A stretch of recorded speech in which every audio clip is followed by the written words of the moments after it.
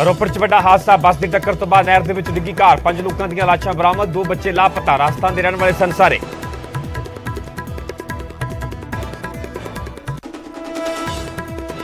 ਮੁੱਖ ਮੰਤਰੀ ਭਗਵੰਤ ਮਾਨ ਨੇ ਫਤਿਹਗੜ੍ਹ ਸਾਹਿਬ ਲੋਕ ਸਭਾ ਦੇ ਵਿੱਚ ਪੈਂਦੇ ਹਲਕਿਆਂ ਦੇ ਵਿਧਾਇਕਾਂ ਦੇ ਨਾਲ ਕੀਤੀ ਮੀਟਿੰਗ। ਹਲਕਿਆਂ ਨੂੰ ਲੈ ਕੇ ਲਿਆ ਫੀਡਬੈਕ, ਕੰਮਕਾਜ ਤੇ ਵਿਕਾਸ ਕੰਮਾਂ ਤੇ ਲਈ ਜਾਣਕਾਰੀ।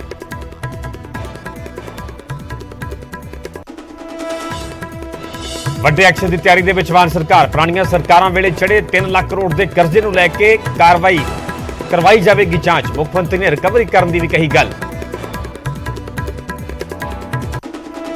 ਗੁਰਦੁਆਰਾ ਰਕਾਬਗੰਜ ਕੰਪਲੈਕਸ ਦੇ ਵਿੱਚ ਅਕਾਲੀ ਦਲ ਦੇ ਦਫ਼ਤਰ ਦੇ ਵਿੱਚ ਜ਼ਬਰਦਸਤ ਹੰਗਾਮਾ। ਹਰਮੀਤ ਕਾਲਕਾ ਤੇ ਅਵਤਾਰ ਹਿੱਤ ਦੇ ਸਮਰਥਕ ਹੋਏ ਆਮੋ ਸਾਹਮਣੇ। ਬੋਰਡ ਤੋਂ ਮਿਟਾਇਆ ਕਾਲਕਾ ਦੀ ਪਾਰਟੀ ਦਾ ਨਾਮ।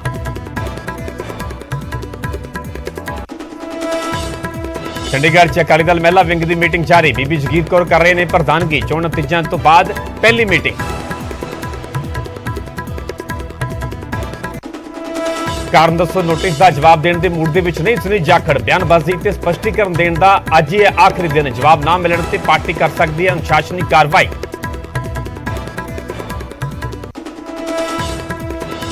ਸੀਐਮ ਮਾਨ ਦੀ ਤਨਮਨਜੀਤ ਢੇਸੀ ਦੇ ਨਾਲ ਮੁਲਾਕਾਤ ਦਾ ਭਖਿਆ ਮਾਮਲਾ। ਆਪ ਦਾ ਬੀਜੇਪੀ ਤੇ ਤਿੱਖਾ ਪਲਟਵਾਰ। ਕੈਪਟਨ ਤੋਂ ਲੈ ਕੇ ਕੇਂਦਰੀ ਮੰਤਰੀਆਂ ਦੇ ਨਾਲ ਤਸਵੀਰਾਂ ਦਿਖਾ ਕੇ ਬੋਲੇ ਬੀਜੇਪੀ ਦਾ ਦੋਗਲਾ ਚਿਹਰਾ ਆਇਆ ਸਾਹਮਣੇ।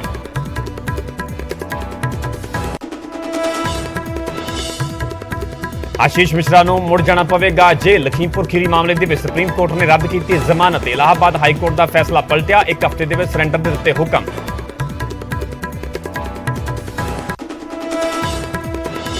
ਦਿੱਲੀ ਦੇ ਜਹਾਂਗੀਰਪੁਰੀ ਦੇ ਵਿੱਚ ਹਿੰਸਾ ਵਾਲੀ ਥਾਂ ਤੇ ਫਿਰ ਪਥਰਾਅ। ਮੁਲਜ਼ਮਾਂ ਨੂੰ ਫੜਨ ਗਈ ਪੁਲਿਸ ਤੇ ਵਰਾਏ ਇੱਟਾਂ ਪੱਥਰ। ਪੁਲਿਸ ਨੇ ਗਲੀ ਗਲੀ ਦੇ ਵਿੱਚ ਲਾਈ ਤਲਾਸ਼ੀ ਮੁਹਿੰਮ।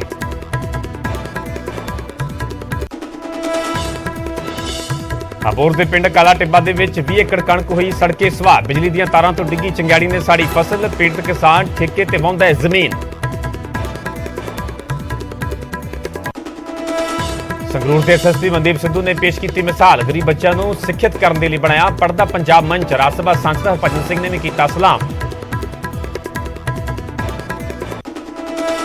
ਜੇਪੀ ਨੱਡਾ ਦੇ ਕਾਂਗੜਾ ਦੌਰੇ ਤੇ ਆਪ ਲੀਡਰਾਂ ਦੀ ਬਿਆਨਬਾਜ਼ੀ ਤੇ ਸੀਐਮ ਜੈਰਾਮ ਦਾ ਪਲਟਵਾਰ। ਕਿਆ ਕੋਰੀ ਕਲਪਨਾ ਕਰ ਰਹੇ ਨੇ ਆਪ ਦੇ ਲੀਡਰ, ਨਹੀਂ ਹੈ ਕੋਈ ਆਧਾਰ। ਸਿੰਕੁਲਾ ਦਰੇ ਤੇ ਬਣੇਗੀ ਦੁਨੀਆ ਦੀ ਸਭ ਤੋਂ ਉੱਚੀ ਸੁਰੰਗ। ਮਨਾਲੀ ਤੋਂ ਲੇਹ ਦੀ ਦੂਰੀ ਕਰੀਬ 100 ਕਿਲੋਮੀਟਰ ਹੋਵੇਗੀ ਘੱਟ। BRO ਬਣਾਏਗਾ ਸੁਰੰਗ।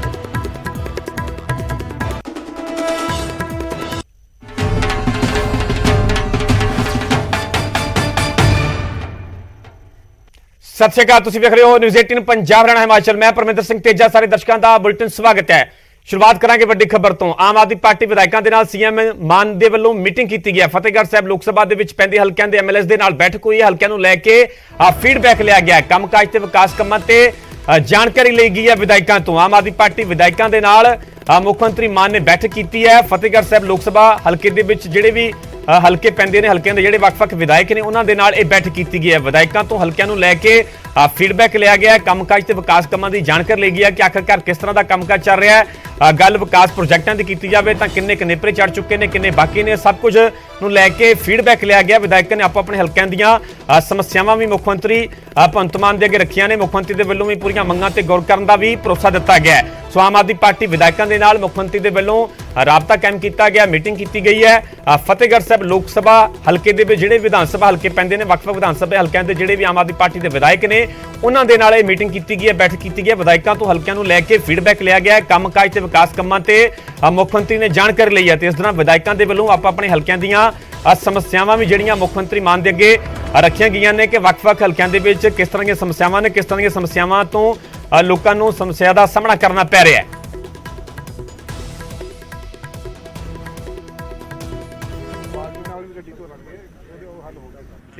ਸਾਨੇਵਾਲ ਤੋਂ ਵਿਧਾਇਕ ਮੇਰੇ ਨਾਲ ਨੇ, ਮੁੱਖ ਮੰਤਰੀ ਨਾਲ ਮਿਲੇ ਨੇ। ਬਹੁਤ ਸਾਰੇ ਵਿਧਾਇਕਾਂ ਨੇ ਕਿਹਾ ਕਿ ਅਫਸਰਾਂ ਨੂੰ ਲੈ ਕੇ ਜਿਹੜੀ ਹੈ ਗੱਲਬਾਤ ਫੀਡਬੈਕ ਦਿੱਤੀ ਹੈ। ਤੁਹਾਡੇ ਹਲਕੇ 'ਚ ਅਫਸਰ ਤੁਹਾਡੀ ਸੁਣ ਰਹੇ, ਕਿਉਂਕਿ ਮੁੱਖ ਮੰਤਰੀ ਨੇ ਤਾਂ ਕਿਹਾ ਕਿ ਅਗਰ ਕੋਈ ਅਫਸਰ ਚੰਗਾ ਕੰਮ ਕਰਦਾ ਤਾਂ ਉਸ ਦੀ ਸ਼ਾਬਾਸ਼ੀ ਦਿਓ ਉਹਨੂੰ, ਔਰ ਅਗਰ ਕੋਈ ਮਾੜਾ ਕਰਦਾ ਤਾਂ ਉਸ ਦੇ ਐਕਸ਼ਨ ਵੀ ਹੋਵੇਗਾ। ਮੈਂ ਕੀਤੀ ਹੈ ਗੱਲ, ਪਰ ਸਭ ਤੋਂ ਪਹਿਲਾਂ ਮੈਂ ਸਤਿਗੁਰੂ ਦਾ ਔਰ ਮਾਲਕ ਦਾ, ਪਰਮਾਤਮਾ ਦਾ ਸ਼ੁਕਰਗੁਜ਼ਾਰ ਹਾਂ ਜਿਨ੍ਹਾਂ ਨੇ ਸਾਨੂੰ ਇਹੋ ਜਿਹੇ ਮੁੱਖ ਮੰਤਰੀ ਸਾਹਿਬ ਦਿੱਤੇ, ਜਿਨ੍ਹਾਂ ਨੇ ਛੋਟਾ ਭਰਾ ਸਮਝ ਕੇ ਨਾਲ ਗੱਲ ਵੱਖਰੀ ਪਾ ਕੇ ਮਿਲ ਕੇ ਚਾਹ ਪਾਣੀ ਪਿਲਾਇਆ ਔਰ ਨਾਲ ਦੀ ਨਾਲ ਸਾਨੂੰ ਖਾਣਾ ਵੀ ਖਵਾਇਆ ਔਰ ਨਾਲ ਹਰ ਸਮੱਸਿਆਵਾਂ ਸੁਣੀਆਂ। ਪਰ ਸਾਰੀਆਂ ਸਮੱਸਿਆਵਾਂ ਦੱਸੀਆਂ ਗਈਆਂ, ਲਿਖਤੀ ਰੂਪ ਦੇ ਵਿੱਚ ਵੀ ਦਿੱਤੀਆਂ ਕਿ ਸਾਡੇ ਜਦੋਂ ਮੈਂ ਇਲੈਕਸ਼ਨ ਲੜ ਰਿਹਾ ਸੀ ਗੁਰਦੁਆਰਾ ਲੋਕਾਂ ਨਾਲ ਵਾਅਦਾ ਕੀਤਾ ਸੀ ਗੁਰਦੁਆਰਾ ਕਟਾਣਾ ਸਾਹਿਬ ਦੀ ਰੋਡ ਜਲਦੀ ਬਣਾਵਾਂਗਾ। ਉਹਦੇ ਬਾਰੇ ਰਾਹੋਂ ਰੋਡ ਬਾਰੇ, ਮੱਤੇਆੜੇ ਤੋਂ ਕੂਮ ਤੱਕ ਕਾਲਜ ਬਾਰੇ ਤੇ ਜੋ ਵੀ ਐਜੂਕੇਸ਼ਨ ਬਾਰੇ, ਸਕੂਲਾਂ ਦਾ ਡਿਸਪੈਂਸਰੀਆਂ ਦਾ ਮਾੜਾ ਹਾਲ ਆ ਉਹਦੇ ਬਾਰੇ ਦੱਸਿਆ ਗਿਆ ਵੀ ਸਕੂਲਾਂ 'ਚ ਟੀਚਰ ਨਹੀਂ ਆ, ਡਿਸਪੈਂਸਰੀਆਂ 'ਚ ਡਾਕਟਰ ਨਹੀਂ ਆ। ਉਹ ਸੀਐਮ ਸਾਹਿਬ ਨੇ ਵਾਅਦਾ ਕੀਤਾ ਵੀ ਜਲਦੀ ਤੋਂ ਜਲਦੀ ਉਹ ਠੀਕ ਹੋਣਗੇ। ਔਰ ਅਫਸਰਾਂ ਦੇ ਸ਼ਿਕਾਇਤ ਕੀਤੀ, ਅਫਸਰ ਸੁਣਵਾਈ ਕਰ ਰਹੇ? ਮੈਂ ਦੱਸ ਕੇ ਆ ਜੀ, ਮੇਰੇ ਸੀਪੀ ਸਾਹਿਬ ਬਹੁਤ ਚੰਗੇ ਆ। ਬਾਕੀ ਜਿਹੜੇ ਸਿਪਾਹੀ ਤੋਂ ਲੈ ਕੇ ਜਿਹੜੇ ਮੇਰੇ ਜਮਾਲਪੁਰ ਥਾਣੇ ਵਾਲੇ ਚੰਗੇ ਆ, ਬਾਕੀ ਜਿਹੜੇ ਮਾੜੇ ਉਹਨਾਂ ਬਾਰੇ ਕਹਿ ਕੇ ਆ ਵੀ ਇਹਨਾਂ ਨੂੰ ਬਦਲਿਆ ਜਾਵੇ। ਥੱਲੇ ਤੋਂ ਲੈ ਕੇ ਉੱਪਰ ਤੱਕ ਬਦਲਿਆ ਜਾਊਗਾ ਤਾਂ ਨਸ਼ਾ ਬੰਦ ਹੋਣਾ। ਉਹਦੇ ਬਾਰੇ ਰਿਕੁਐਸਟ ਕਰਕੇ ਨਸ਼ਾ ਚੱਲ ਰਿਹਾ ਜੇ ਤੁਹਾਡੇ ਹਲਕੇ 'ਚ? ਨਸ਼ਾ ਲੋਕਾਂ ਦੀ ਕੰਪਲੇਂਟ ਆਉਂਦੀ ਹੈ, ਚੱਲ ਰਿਹਾ। ਔਰ ਹਾਂ ਚੱਲ ਹੀ ਰਿਹਾ। ਜਦੋਂ ਪੁਰਾਣੀਆਂ ਆਦਤਾਂ ਪਈਆਂ ਹੋਈਆਂ ਲੋਕਾਂ ਨੂੰ, ਉਹਨਾਂ ਨੂੰ ਰਿਕੁਐਸਟ ਵੀ ਕੀਤੀ ਹੈ। ਹੁਣ ਥੋੜਾ ਜਿਹਾ ਜਲਦੀ ਹੱਲ ਹੋਏਗਾ ਜੀ ਉਹਦਾ। ਇਹ ਨਸ਼ੇ ਦੇ ਵਿੱਚ ਕੀ ਪੁਲਿਸ ਵਾਲੇ ਵੀ ਇਨਵੋਲਵ ਹੈ? ਉਹਨਾਂ ਨੂੰ ਬਦਲਣ ਦਾ ਤੁਸੀਂ ਜ਼ਿਕਰ ਕੀਤਾ? ਮੈਂ ਜਿਹੜਾ ਕੂਮ ਠਾਣਾ ਜਾਂ ਮਿਹਰਬਾਨ ਠਾਣਾ ਉਹਦੇ ਬਾਰੇ ਕਹਿ ਕੇ ਆ ਵੀ ਥੱਲੇ ਮੁਨਸ਼ੀ ਤੋਂ ਲੈ ਕੇ ਸਿਪਾਹੀ ਤੋਂ ਲੈ ਕੇ ਸਾਰੇ ਅਫਸਰਾਂ ਨੂੰ ਇੱਕ ਵਾਰ ਉੱਥੋਂ ਤਬਦੀਲ ਕੀਤਾ ਜਾਵੇ, ਨਵੇਂ ਸਾਰੇ ਮੁਲਾਜ਼ਮ ਲਾਏ ਜਾਣ।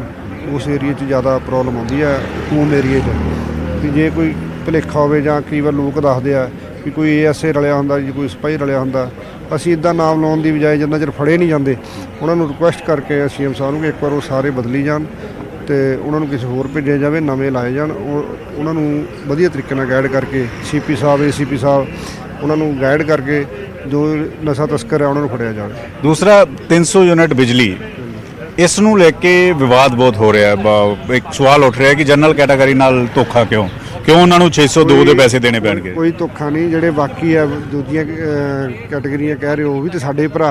ਜਾਤਾਂ ਪਾਤਾਂ 'ਚ ਕਿਉਂ ਪੈਂਦੇ ਆ? ਇਹਨਾਂ ਲੋਕਾਂ ਨੇ, ਮੋਦੀ ਸਾਹਿਬ ਨੇ ਜਾਤਾਂ ਪਾਤਾਂ ਦੀ ਰਾਜਨੀਤੀ ਕੀਤੀ ਹੈ, ਹੁਣ ਪੰਜਾਬ 'ਚ ਕਰਨ ਦੀ ਕੋਸ਼ਿਸ਼ ਕਰਦੇ ਆ। ਵਿਰੋਧੀ ਸਵਾਲ ਤੁਹਾਡੇ ਤੇ ਚੱਕ ਰਹੇ, ਕਹਿੰਦੇ ਕਿ ਜਾਤ ਪਾਤ ਦਾ ਕੰਮ ਆਮ ਆਦਮੀ ਪਾਰਟੀ ਨੇ ਪੰਜਾਬ 'ਚ ਆ ਕੇ ਕਰ ਦਿੱਤਾ। ਬੀਜੇਪੀ ਇਹ ਸਵਾਲ ਚੁੱਕ ਰਹੀ ਹੈ। ਮੈਂ ਜਨਰਲ ਕੈਟਾਗਰੀ ਦਾ ਹੀ ਆ। 600 ਯੂਨਿਟ ਬਹੁਤ ਹੁੰਦੇ ਆ। ਹੁਣ ਲੁਧਿਆਣੇ ਲੋਕ ਥੋੜਾ ਧਿਆਨ ਰੱਖਣ, ਲੁਧਿਆਣੇ ਚੱਲਦੇ ਆ, ਚੰਡੀਗੜ੍ਹ ਆ ਕੇ ਬੈਲਟ ਕੋਲ ਲਾ ਲੈਂਦੇ ਆ ਜੀ, ਇੱਥੇ ਚਲਾਨ ਹੋ ਜਾਣਾ।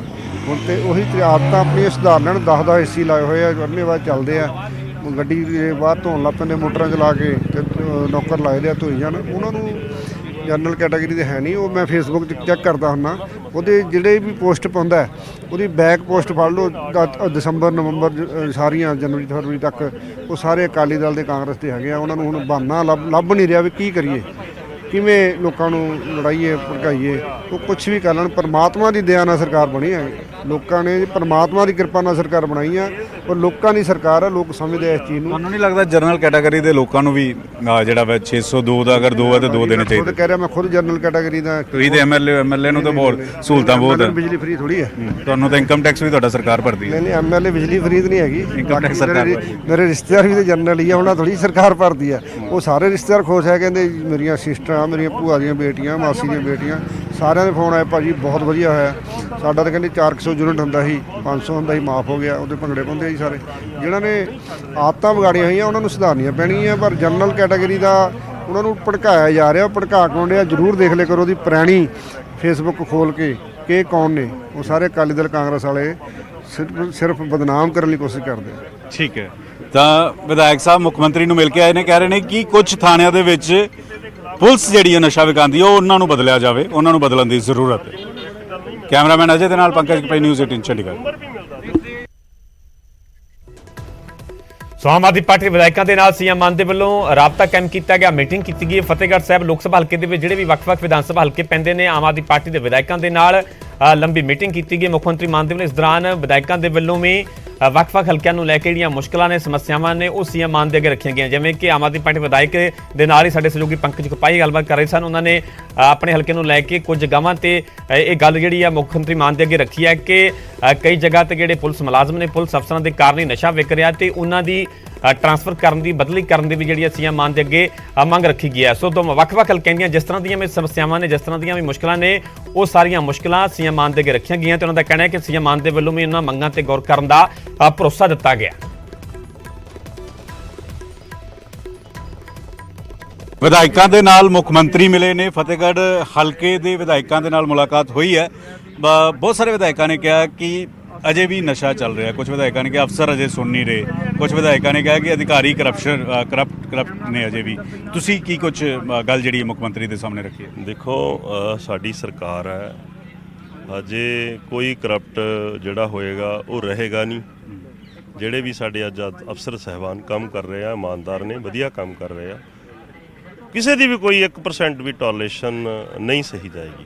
ਪਰ ਅੱਜ ਜਿਹੜੀ ਸਾਡੀ ਮਾਨਯੋਗ ਮੁੱਖ ਮੰਤਰੀ ਸਰਦਾਰ ਭਗਵੰਤ ਸਿੰਘ ਮਾਨ ਜੀ ਨਾਲ ਜਿਹੜੀ ਡਿਟੇਲ ਦੇ ਵਿੱਚ ਮੀਟਿੰਗ ਹੋਈ ਹੈ, ਔਰ ਉਸ ਮੀਟਿੰਗ ਦੇ ਵਿੱਚ ਪੁਰਾਣੇ ਸਰਕਾਰ ਦੇ ਰਹਿੰਦੇ ਅਧੂਰੇ ਕੰਮ, ਜਿਹੜੇ ਅਣਵਰਤੇ ਫੰਡ ਜਾਂ ਉਹਨਾਂ ਵੱਲੋਂ ਕੀਤੇ ਹੋਏ ਘਪਲੇ, ਔਰ ਆਉਣ ਵਾਲੇ ਸਮੇਂ ਦੇ ਵਿੱਚ ਸਾਡੇ ਲਈ ਅਸੀਂ ਨਵੀਆਂ ਕੀ ਕਰਨੇ ਆ, ਆਉਣ ਵਾਲੇ ਸਮੇਂ ਦੇ ਵਿੱਚ ਅਸੀਂ ਆਪਣੇ ਹਲਕੇ ਦੀ ਕੀ ਡਿਵੈਲਪਮੈਂਟ ਕਰਨੀ ਆ, ਕਿਸ ਤਰੀਕੇ ਦੇ ਨਾਲ ਹਲਕੇ ਨੂੰ ਅਸੀਂ ਉੱਪਰ ਲੈ ਕੇ ਜਾਣਾ, ਕਿਸ ਤਰੀਕੇ ਦੇ ਨਾਲ ਅਸੀਂ ਇਕਨੋਮਿਕ ਨੂੰ, ਪੈਸੇ ਨੂੰ ਆਪਣੇ ਹਲਕੇ ਦੇ ਵਿੱਚੋਂ ਜਨਰੇਟ ਕਰਨਾ, ਸਰਕਾਰ ਦਾ ਖਜ਼ਾਨਾ ਵੀ ਜਿਹੜਾ ਹੈਗਾ ਸਾਡਾ ਜਿਹੜਾ ਉਹਨੂੰ ਭਰਨ ਦੇ ਵਿੱਚ ਅਸੀਂ ਕੀ ਸਹਿਯੋਗ ਦੇਣਾ, ਇਹ ਸਾਰੀਆਂ ਡਿਟੇਲ ਦੇ ਵਿੱਚ ਅੱਜ ਬੜੀ ਲੰਬੀ ਡਿਸਕਸ ਹੋਈ ਹੈ ਸਾਡੀ ਮੁੱਖ ਮੰਤਰੀ ਸਾਹਿਬ ਦੇ ਨਾਲ।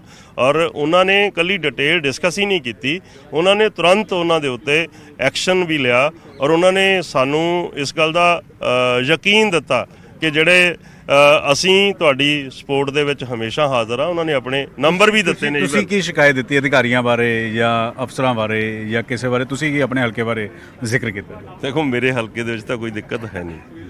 ਮੇਰੇ ਹਲਕੇ ਦਾ ਕੀ, ਜਿੱਥੇ ਵੀ ਗਿਆਸਪੁਰੇ ਦਾ ਨਾਂ ਆਉਂਦਾ ਅਧਿਕਾਰੀ ਤਾਂ ਆਪੇ ਸਿੱਧਾ ਹੋ ਜਾਂਦਾ, ਤੇ ਇਸ ਲਈ ਮੈਨੂੰ ਕਿਸੇ ਅਧਿਕਾਰੀ ਤੋਂ ਹਜੇ ਤੱਕ ਤਾਂ ਕੋਈ ਪ੍ਰੋਬਲਮ ਨਹੀਂ ਆਈ। ਪਰ ਹਾਂ, ਅਸੀਂ ਇੰਨਾ ਜ਼ਰੂਰ ਹੈ ਕਿ ਅਸੀਂ ਇਹ ਗੱਲ ਕੀਤੀ ਹੈ ਕਿ ਜਿੰਨੇ ਵੀ ਸਾਡੇ ਥਾਣੇ ਨੇ, ਇਹ ਬਹੁਤ ਅਸੀਂ ਇੱਕ ਇੰਪੋਰਟੈਂਟ ਗੱਲ ਕੀਤੀ ਆ ਕਿ ਉਸ ਥਾਣਿਆਂ ਦੇ ਵਿੱਚ ਮੁਨਸ਼ੀ ਤੋਂ ਲੈ ਕੇ ਉੱਪਰ ਤੱਕ ਸਾਰੇ ਜਿੰਨੇ ਵੀ ਅਧਿਕਾਰੀ ਨੇ ਉਹ ਚੇਂਜ ਕਰ ਦਿਓ।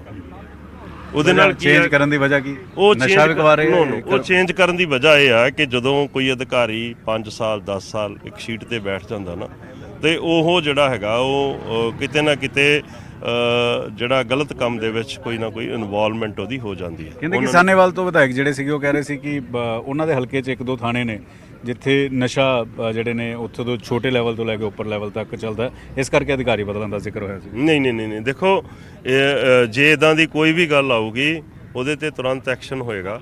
ਹਜੇ ਕੋਈ ਐਸੀ ਕਿਸੇ ਵੀ ਉਸ ਗੱਲ ਦੇ ਵਿੱਚੋਂ ਕੋਈ ਐਸੀ ਗੱਲ ਸਾਡੇ ਸਾਹਮਣੇ ਨਹੀਂ ਆਈ। ਅਸੀਂ ਸਿਰਫ ਤੇ ਸਿਰਫ ਸਿਸਟਮ ਨੂੰ ਸੁਧਾਰਨ ਦੇ ਲਈ, ਸਿਸਟਮ ਨੂੰ ਅਪਗ੍ਰੇਡ ਕਰਨ ਦੇ ਲਈ ਇੱਕ ਇਹ ਚੀਜ਼ ਜਿਹੜੀ ਦਿੱਤੀ ਹੈ, ਇੱਕ ਐਕਸਪੈਰੀਮੈਂਟਲ ਤੌਰ ਤੇ। ਇੱਕ ਇਹ ਵੀ ਕਿਹਾ ਗਿਆ ਕਿ 3 ਲੱਖ ਕਰੋੜ ਰੁਪਏ ਦਾ ਜਿਹੜਾ ਕਰਜ਼ਾ ਪੰਜਾਬ ਤੇ ਚੜਿਆ, ਮੁੱਖ ਮੰਤਰੀ ਕਹਿ ਰਹੇ ਸੀਗੇ ਕਿ ਜਾਂਚ ਹੋਏਗੀ, ਰਿਕਵਰੀ ਕੀਤੀ ਜਾਏਗੀ, ਚਾਹੇ ਪੁਰਾਣੀਆਂ ਸਰਕਾਰਾਂ ਦਾ ਕੋਈ ਵੀ ਵੱਡਾ ਲੀਡਰ ਹੋਵੇ। ਹਾਂ, ਅੱਜ ਜਿਹੜੀਆਂ ਸਾਡੀਆਂ ਇਹ ਮੀਟਿੰਗਾਂ ਨੇ, ਇਹ ਸਾਰਾ ਕੁਝ ਉਸੇ ਨੂੰ ਲੈ ਕੇ ਹੀ ਆ। ਅਸੀਂ ਇਕੱਲੇ ਨੇ ਆਪਣੀ ਰਿਪੋਰਟ ਦਿੱਤੀ ਆ ਕਿ ਕਿਹੜੇ ਬੰਦੇ ਨੇ ਕੀ ਕੁਝ ਪਿੱਛੇ ਮਲਾਈਆਂ ਖਾਧੀਆਂ ਨੇ, ਕਿਹੜੇ ਬੰਦੇ ਨੇ ਕਿੱਦਾਂ ਇੱਟਾਂ ਦੇ ਵਿੱਚੋਂ ਕਮਾਏ ਨੇ, ਕਿਹੜੇ ਬੰਦੇ ਨੇ ਕੀ ਕੁਝ ਕੀਤਾ। ਇਹ ਸਾਰਾ ਕੁਝ ਅੱਜ ਅਸੀਂ ਡਿਟੇਲ ਫਾਈਲ ਦੇ ਵਿੱਚ ਦੇ ਕੇ ਆਏ ਹਾਂ। ਔਰ ਜ਼ਰੂਰ ਹੋਣੀ ਚਾਹੀਦੀ ਆ, ਕਿਉਂਕਿ ਸਾਡੇ ਹੱਕ ਹਲਾਲ ਦੀ ਕਮਾਈ ਆ, ਸਾਡੀ ਖੂਨ ਪਸੀਨੇ ਦੀ ਪੰਜਾਬ ਦੇ ਲੋਕਾਂ ਦੀ ਕਮਾਈ ਆ। ਔਰ ਇਸ ਕਮਾਈ ਨੂੰ ਜਿਹੜੇ ਲੋਕਾਂ ਨੇ ਆਪਣੇ ਘਰਾਂ ਨੂੰ ਭਰਿਆ, ਇਹਨਾਂ ਤੋਂ ਜ਼ਰੂਰ ਲੈਣੀ ਚਾਹੀਦੀ ਆ। ਔਰ ਫਿਰ ਤਾਈਓ ਅਸੀਂ ਲੋਕਾਂ ਨੂੰ ਸਹੂਲਤਾਂ ਦੇਵਾਂਗੇ। ਅਸੀਂ ਆ 600 ਯੂਨਿਟ ਬਿਜਲੀ ਦੇ ਵੀ ਦੇਣੇ ਆ, ਇਹਨਾਂ ਲੋਕਾਂ ਤੋਂ ਕੱਢਾਂਗੇ ਜਿਹੜੇ ਇਹਨਾਂ ਨੇ ਖਾਧੇ ਹੋਏ ਨੇ। ਤਨਮਨ ਢੇਸੀ ਇੰਗਲੈਂਡ ਦੇ ਮੈਂਬਰ ਪਾਰਲੀਮੈਂਟ ਨੇ, ਉਹ ਮੁੱਖ ਮੰਤਰੀ ਨਾਲ ਮਿਲਦੇ ਨੇ, ਬੀਜੇਪੀ ਸਵਾਲ ਚੁੱਕ ਰਹੀ ਹੈ, ਕਿਵੇਂ ਦੇਖਦੇ ਹੋ? ਦੇਖੋ, ਇੱਕ ਚੁਣੇ ਹੋਏ ਨੁਮਾਇੰਦੇ ਨੇ, ਸਾਡੇ ਸਤਿਕਾਰਯੋਗ ਨੇ, ਔਰ ਸਤਿਕਾਰਯੋਗ ਚੁਣੇ ਹੋਏ ਨੁਮਾਇੰਦੇ ਇੱਕ ਸਤਿਕਾਰਯੋਗ ਚੁਣੇ ਹੋਏ ਮੁੱਖ ਮੰਤਰੀ ਨੂੰ ਮਿਲ ਰਹੇ ਨੇ। ਮੈਂ ਸਮਝਦਾ ਕਿ ਇਹਦੇ ਵਿੱਚ ਬੀਜੇਪੀ ਨੂੰ ਸਵਾਲ ਚੁੱਕਣ ਦਾ ਕੋਈ ਹੱਕ ਨਹੀਂ। ਬੀਜੇਪੀ ਨੂੰ ਸਵਾਲ ਉੱਥੇ ਚੁੱਕਣਾ ਚਾਹੀਦਾ ਸੀ ਜਿੱਥੇ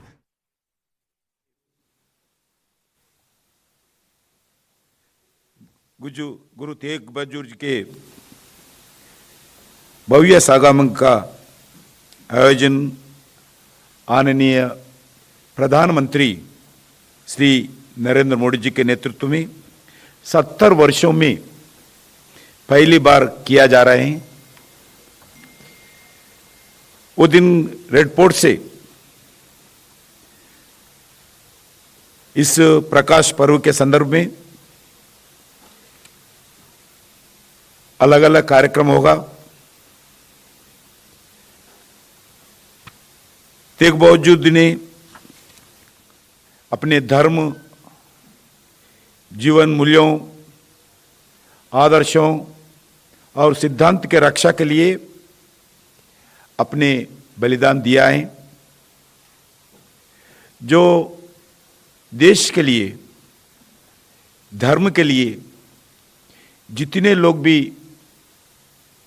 बलिदान दिया है, उनमें गुरु तेग बहादुर साहब का स्थान प्रथम पंक्ति में रहेगा। गुरु तेग बहादुर बचपन से ही आप सब लोगों को मालूम है बहादुर और निडर स्वभाव के और धार्मिक रुचि वाले थे। अपने त्याग और बलिदान के लिए सही अर्थों में हिंद की चादर कहलाते थे उनको। मात्र 14 वर्षों में आयु में अपने पिता के साथ मुगलों के खिलाफ अलग अलग संघर्ष में तेग बहादुर जी ने वीरता साहस बताए गए हैं, परिचय दिए गए हैं। प्रथम गुरु सिख प्रथम गुरु श्री गुरु नानक देव जी का तरह गुरु तेज बहादुर जी भी कई यात्रा देश भर में किया है। हम सब जानते हैं मुगलों ने गुरु तेज बहादुर जी का डराने के लिए तेग बहादुर जी का धर्म बदलने के लिए अनेक अत्याचार किया, परंतु तेग बहादुर जी ने कितने अत्याचार करने के बाद भी वो डरा नहीं, झुका नहीं, धर्म के लिए बलिदान होने के लिए तैयार हुआ, मगर जान के परवाह ना किया है। ऐसे एक साहस गुरु थे। वो लगातार हिंदुओं, सिखों और खासकर जम्मू कश्मीर के कश्मीर पंडितों का फोर्सबल मास कन्वर्शन के खिलाफ विरोधी थे, जिसके कारण मुगलों ने उनके खिलाफ नाराजगी व्यक्त करते थे और तेज बहादुर जी को पकड़ के लाकर दिल्ली चांदनी चौक में उनका शीश काटकर शहीद कर दिया गया था।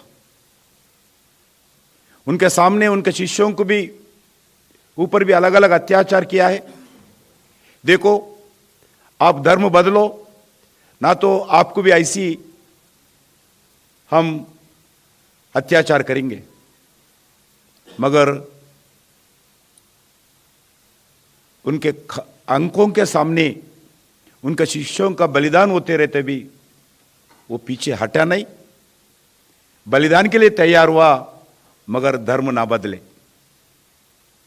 आज भी उसी स्थान पर भाई मठ दास का बलिदान हुआ था, जिस जगह शेष गुरु तेज बहादुर जी का भी शहीद कर दिए गए थे।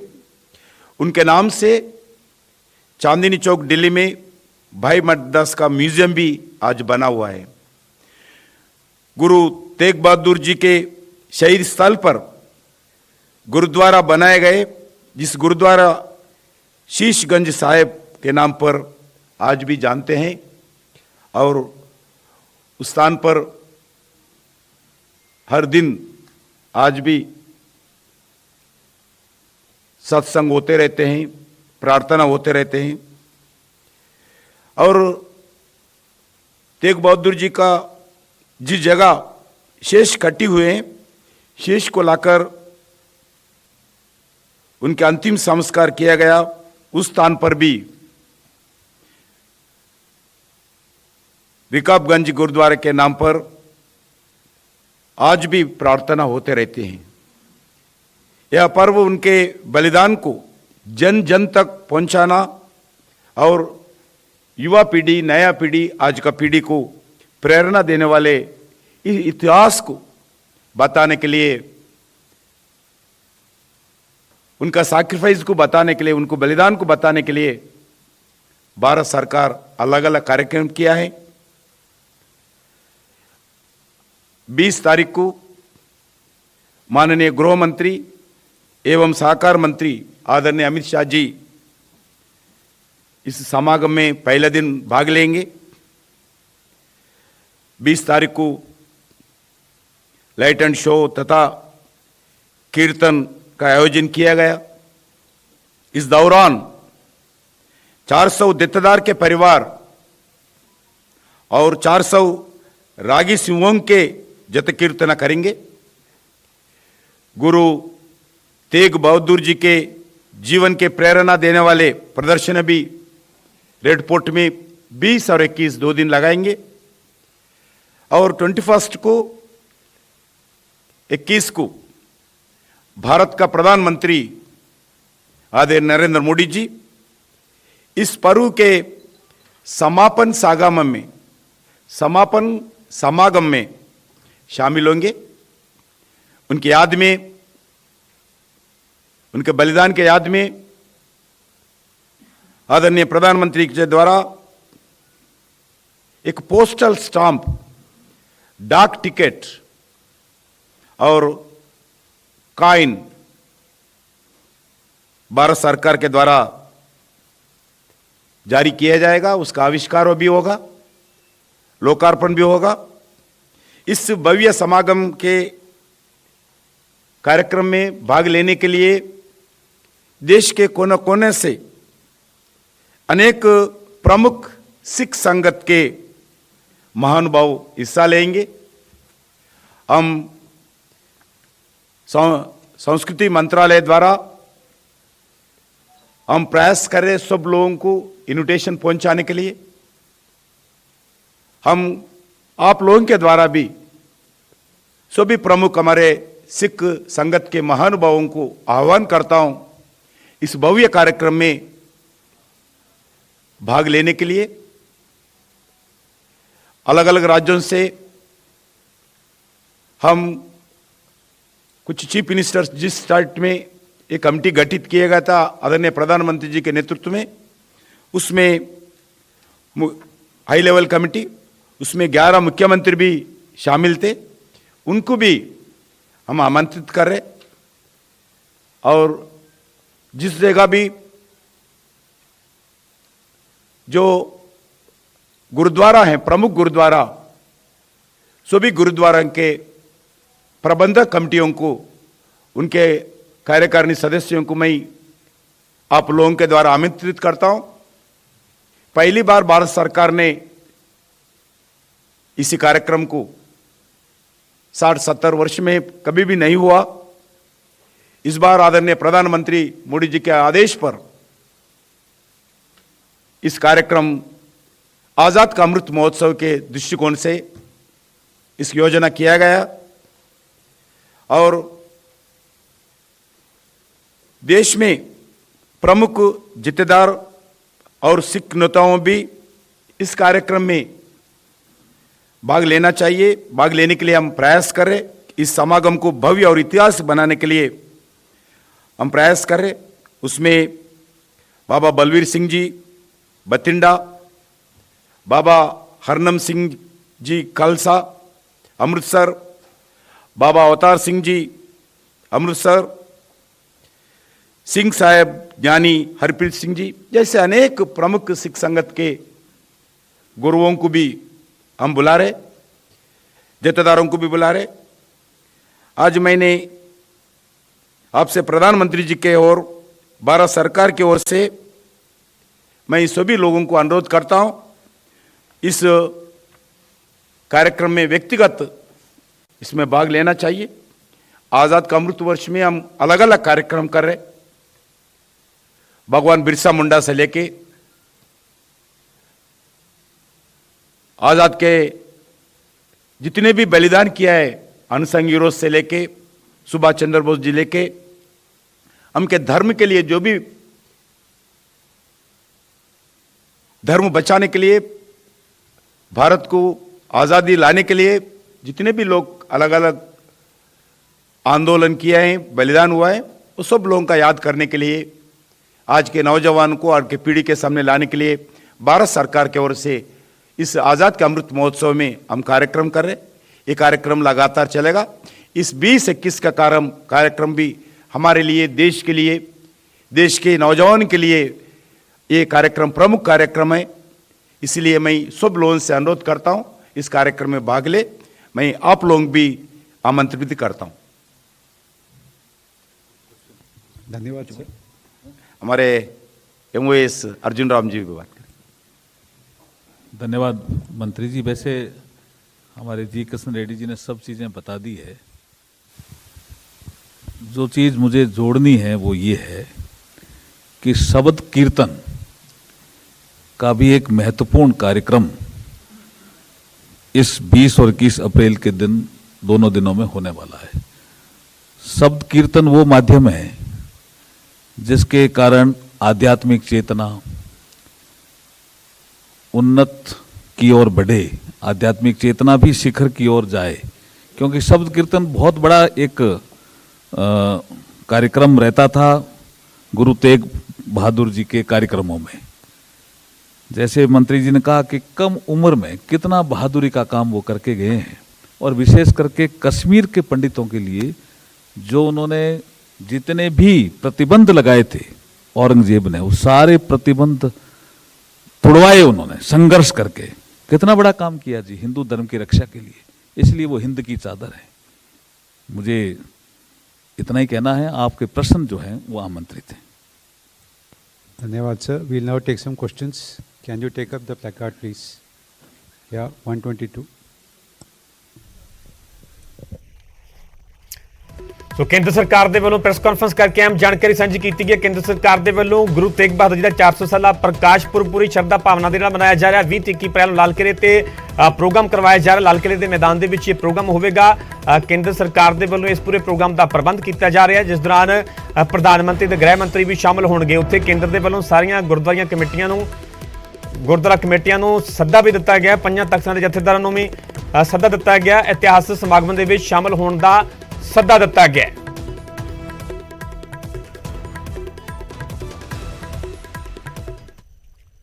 ਹੁਣ ਤੁਹਾਨੂੰ ਸਿੱਧਾ ਲੈ ਚੱਲਦੇ ਹਾਂ ਚੰਡੀਗੜ੍ਹ, ਜਿੱਥੇ ਕਿ ਪੰਜਾਬ ਬੀਜੇਪੀ ਦੇ ਆਗੂ ਸੁਭਾਸ਼ ਸ਼ਰਮਾ ਦੇ ਵੱਲੋਂ ਪ੍ਰੈਸ ਕਾਨਫਰੰਸ ਕੀਤੀ ਜਾ ਰਹੀ ਹੈ। ਚਾਹੇ ਉਹ ਘਰਾਂ ਦੇ ਅੰਦਰ ਵਾਟਰ ਟੈਂਕ ਸੀਗੇ ਐਸੇ ਬਣਾਏ ਗਏ ਔਰ 14 ਲੱਖ ਪਿੰਡਾਂ ਜਿਹੜਾ ਹੈ ਬਿਹਤਰ ਜਲ ਪ੍ਰਬੰਧਨ ਲਈ ਕੋਸ਼ਿਸ਼ਾਂ ਸ਼ੁਰੂ ਹੋਈਆਂ। ਇਸੇ ਤਰ੍ਹਾਂ ਨਾਲ ਸਿੰਗਲ ਯੂਜ਼ ਪਲਾਸਟਿਕ ਦੇ ਖਿਲਾਫ ਇੱਕ ਬਹੁਤ ਬੜੀ ਮੁਹਿੰਮ ਇਸ ਸਵੱਛ ਭਾਰਤ ਮਿਸ਼ਨ ਦੇ ਤਹਿਤ ਚੱਲੀ। ਬਹੁਤ ਸਾਰੇ ਕਾਨੂੰਨ ਬਣੇ ਔਰ ਅੱਜ ਕਾਫੀ ਹੱਦ ਤੱਕ ਸਿੰਗਲ ਯੂਜ਼ ਪਲਾਸਟਿਕ ਤੋਂ ਮੁਕਤੀ ਜਿਹੜੀ ਹੈ ਉਹ ਦੇਸ਼ ਨੂੰ ਮਿਲੀ ਹੈ। ਇਸੇ ਤਰ੍ਹਾਂ ਨਾਲ ਇੱਕ ਹੋਰ ਬੜਾ ਪ੍ਰਯਾਸ ਕੀਤਾ ਕਿ ਸਾਡੀਆਂ ਜਿਹੜੀਆਂ ਹਿਸਟੋਰੀਕਲ ਪਲੇਸਿਸ ਨੇ, ਸਾਡੇ ਜਿਹੜੇ ਹਿਸਟੋਰੀਕਲ ਮੋਨੂਮੈਂਟਸ ਨੇ, ਉਹ ਕਿਵੇਂ ਸਾਫ਼ ਰਹਿਣ। ਤਾਂ ਐਸੇ 39 ਜਿਹੜੀਆਂ ਬੜੇ ਮੋਨੂਮੈਂਟ ਸੀਗੇ ਉਹਨਾਂ ਦੇ ਅੰਦਰ ਬਹੁਤ ਸੁਧਾਰ ਜਿਹੜਾ ਹੈ ਮਾਨਕਾਂ 'ਚ ਹੋਇਆ ਹੈ, ਉਹਨਾਂ ਦੇ ਅੰਦਰ ਅਸੀਂ ਕੀਤਾ। ਸੋ ਇਹ ਜਿਹੜਾ ਅੰਦੋਲਨ ਸੀ ਜਦੋਂ ਪ੍ਰਧਾਨ ਮੰਤਰੀ ਜੀ ਨੇ ਸ਼ੁਰੂ ਕੀਤਾ ਸੀ ਤਾਂ ਬਹੁਤ ਸਾਰੇ ਲੋਕਾਂ ਨੂੰ ਲੱਗਦਾ ਸੀ ਕਿ ਇਹ ਅੰਦੋਲਨ ਸਿਰਫ ਪ੍ਰਾਈਮ ਮਿਨਿਸਟਰ ਦੀ ਇੱਕ ਫੋਟੋ ਓਪਰਚੁਨਿਟੀ ਹੈ, ਜਿਵੇਂ ਬਾਕੀ ਪੋਲੀਟੀਕਲ ਪਾਰਟੀਆਂ ਦੇ ਲੀਡਰਸ ਕਰਦੇ ਆ, ਕੋਈ ਨਵਾਂ ਮੁਹਿੰਮ ਸ਼ੁਰੂ ਕਰ ਲੈਂਦੇ ਆ। ਲੇਕਿਨ ਪ੍ਰਧਾਨ ਮੰਤਰੀ ਜੀ ਦੀ ਇੱਕ ਖਾਸੀਅਤ ਹੈ ਕਿ ਉਹ ਕੋਈ ਵੀ ਕੰਮ ਨੂੰ ਸ਼ੁਰੂ ਕਰਦੇ ਆ ਤੇ ਉਹਨੂੰ ਸਿਰੇ ਤੱਕ ਲੈ ਕੇ ਜਾਂਦੇ ਆ। ਸੋ ਇਹ ਜਿਹੜੀ ਮੁਹਿੰਮ ਹੈ ਅੱਜ ਸਵੱਛ ਭਾਰਤ ਦੀ, ਮੈਂ ਤੁਹਾਨੂੰ ਕੁਝ ਆંકੜੇ ਦੱਸੇ ਆ, ਇਸ ਤੋਂ ਵੀ ਇੱਕ ਕਦਮ ਜਾ ਕੇ ਕਹੀਏ ਤੇ ਇੱਕ ਜਨ ਅੰਦੋਲਨ ਬਣ ਚੁੱਕੀ ਹੈ। ਅੱਜ ਆਮ ਜਨਤਾ ਦੇ ਅੰਦਰ, ਅੱਜ ਸਕੂਲਾਂ ਕਾਲਜਾਂ 'ਚ ਪੜ੍ਹਨ ਵਾਲੇ ਵਿਦਿਆਰਥੀ, ਛੋਟੇ ਬੱਚੇ, ਘਰਾਂ ਦੀਆਂ ਮਹਿਲਾਵਾਂ, ਉਹ ਸਭ ਲੋਕ ਵੀ ਇਸ ਮਿਸ਼ਨ ਨਾਲ ਜੁੜੇ ਨੇ। ਅੱਜ ਲੋਕਾਂ ਨੂੰ ਲੱਗਦਾ ਹੈ ਕਿ ਸੜਕ ਤੇ ਕਾਰ 'ਚ ਕੂੜਾ ਨਹੀਂ ਸੁੱਟਣਾ ਹੈ, ਅਸੀਂ ਕੂੜੇਦਾਨ 'ਚ ਪਾਉਣਾ ਹੈ। ਅੱਜ ਜਗ੍ਹਾ ਜਗ੍ਹਾ ਤੁਸੀਂ ਦੇਖੋਗੇ, ਕਿਸੇ ਸੁਸਾਇਟੀ ਜਾਓਗੇ ਤੁਸੀਂ ਦੇਖੋਗੇ ਕਚਰੇ ਦੇ ਅਲੱਗ ਡਸਟਬਿਨ ਲੱਗੇ ਨੇ, ਗ੍ਰੀਨ ਅਲੱਗ ਹੈ, ਬਲੂ ਅਲੱਗ ਹੈ। ਇੱਕ ਤਰ੍ਹਾਂ ਨਾਲ ਇਹ ਮਾਸ ਮੂਵਮੈਂਟ ਬਣੀ ਹੈ ਔਰ ਇਹਦੀ ਸਾਰੀ ਸਫਲਤਾ ਦਾ ਸ਼੍ਰੇਅ ਜਿਹੜਾ ਹੈ ਉਹ ਹਿੰਦੁਸਤਾਨ ਦੀ ਜਨਤਾ ਨੂੰ ਜਾਂਦਾ ਹੈ। ਪ੍ਰਧਾਨ ਮੰਤਰੀ ਨੇ ਜਿਹੜੀ ਪ੍ਰੇਰਣਾ ਦਿੱਤੀ ਉਹਦੇ ਕਰਕੇ ਇੱਕ ਮਿਸ਼ਨ ਬਣਿਆ। ਜਨਤਾ ਵੀ ਸਹਿਯੋਗੀ ਹੋਈ, ਸਰਕਾਰਾਂ ਵੀ ਸਹਿਯੋਗੀ ਹੋਈਆਂ, ਚਾਹੇ ਉਹ ਕੇਂਦਰ ਦੀ ਸਰਕਾਰ ਸੀ, ਰਾਜ ਸਰਕਾਰਾਂ ਸੀ, ਮਿਊਨਿਸਪਲ ਕਾਰਪੋਰੇਸ਼ਨ ਸੀ, ਸਾਰੇ ਇਸ ਮੁਹਿੰਮ 'ਚ ਜੁੜੇ। ਕੋਈ ਘੱਟ ਜੁੜਿਆ, ਕੋਈ ਜ਼ਿਆਦਾ ਜੁੜਿਆ, ਲੇਕਿਨ ਅੱਜ ਦੇਸ਼ ਪਹਿਲਾਂ ਨਾਲੋਂ ਜ਼ਿਆਦਾ ਸਾਫ਼ ਹੈ। ਦੇਸ਼ ਅੱਜ ਖੁੱਲੇ ਸ਼ੌਚ ਤੋਂ ਮੁਕਤ ਹੋਇਆ। ਸਾਡੀਆਂ ਮਾਤਾਵਾਂ, ਭੈਣਾਂ, ਬੇਟੀਆਂ ਅੱਜ ਇੱਜ਼ਤ ਨਾਲ ਰਹਿ ਰਹੀਆਂ। ਇਹ ਬਹੁਤ ਬੜੀ ਪ੍ਰਾਪਤੀ ਇਸ ਮਿਸ਼ਨ ਦੀ ਹੈ ਔਰ ਇਹਦੇ ਲਈ ਪੂਰੀ ਦੁਨੀਆ ਨੇ ਸਾਨੂੰ ਐਕਨੋਲਜ ਕੀਤਾ। ਤੁਸੀਂ ਦੇਖੋਗੇ ਕਿ ਪ੍ਰਧਾਨ ਮੰਤਰੀ ਜੀ ਨੂੰ ਬਹੁਤ ਸਾਰੇ ਅਵਾਰਡ ਮਿਲੇ। ਗਲੋਬਲ ਗੋਲਕੀਪਰ ਦਾ ਅਵਾਰਡ ਪ੍ਰਧਾਨ ਮੰਤਰੀ ਜੀ ਨੂੰ ਜਿਹਨੇ ਮਿਲਿਆ, ਬਹੁਤ ਵਿਖਿਆਤ ਅਵਾਰਡ ਹੈ। WHO ਨੇ ਇਹਦੀ ਪ੍ਰਸ਼ੰਸਾ ਕੀਤੀ। ਉਹਨਾਂ ਨੇ ਗੱਲ ਕਹੀ ਕਿ ਹਿੰਦੁਸਤਾਨ 'ਚ ਲਗਭਗ 20 ਕਰੋੜ ਮਾਮਲੇ ਹਰ ਸਾਲ ਡਾਇਰੀਆ ਦੇ ਆਉਂਦੇ ਸੀ 2014 ਤੱਕ। ਹੁਣ ਉਹਨਾਂ ਮਾਮਲਿਆਂ 'ਚ ਬਹੁਤ ਵੱਡੀ ਗਿਰਾਵਟ ਆਈ ਹੈ। ਉਹਦਾ ਸਭ ਤੋਂ ਵੱਡਾ ਸ਼੍ਰੇਅ ਜਿਹੜਾ ਹੈ ਉਹ ਸਵੱਛਤਾ। ਸੋ ਪੰਜਾਬ ਬੀਜੇਪੀ ਵੱਲੋਂ ਪ੍ਰੈਸ ਕਾਨਫਰੰਸ ਕੀਤੀ ਜਾ ਰਹੀ ਹੈ। ਕੇਂਦਰ ਸਰਕਾਰ ਦੇ ਵੱਲੋਂ ਚਲਾਈਆਂ ਜਾ ਰਹੀਆਂ ਯੋਜਨਾਵਾਂ ਦੀ ਜਾਣਕਾਰੀ ਸਾਂਝੀ ਕੀਤੀ ਜਾ ਰਹੀ ਹੈ। ਸੋ ਫਿਲਹਾਲ ਇੱਥੇ ਰੁਕ ਰਹੇ ਛੋਟੀ ਜਿਹੀ ਬ੍ਰੇਕ ਲਈ, ਜਲਦ ਹਾਜ਼ਰ ਹੁੰਦੇ ਹਾਂ ਬ੍ਰੇਕ ਤੋਂ ਬਾਅਦ।